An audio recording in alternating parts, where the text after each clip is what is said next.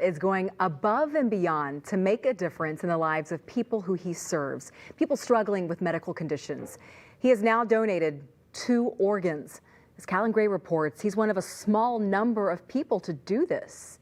Lindsay, a recent study estimated only about 100 people nationwide were dual living organ donors over the course of 40 years up until 2021.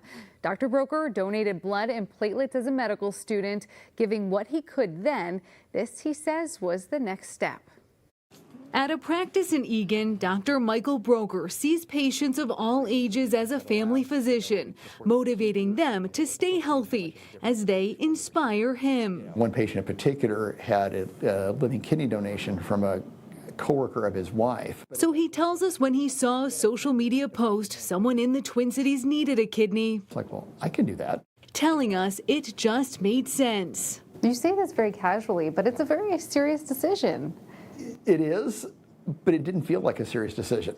And through other people that I know that have done living donations, I think for people who are kind of wired that way, it doesn't take a lot of thought or angst, I think, to do it. He understands well how kidney disease affects those who need a transplant. From being on dialysis 3 times a week for a few hours at a time, if they have complications with the access for the dialysis, where they get blood clots or things that they have to be in the hospital extra for that, it takes over their life. He had the laparoscopically assisted surgery in March of 2022, leaving the hospital the next day. I really felt very good. Within 6 months, he was running a marathon. In some ways, the hardest marathon I had done, because my training was affected by the surgery and so forth.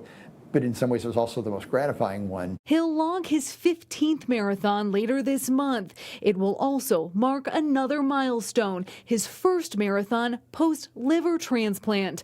Broker underwent that surgery in August. Once that healing process is done, both the donor and the recipient have a full-size liver. He donated to a stranger, whose relative then donated to someone else. It was Mayo Clinic's first paired living liver donation. To me, that was a no-brainer. If 2 people benefit instead of just one. He says he doesn't take it lightly that he's giving the gift of life. In some ways, it's an extension of what I do seeing patients. To be able to donate the kidney and the liver to me was just that next step up. I wouldn't change a thing.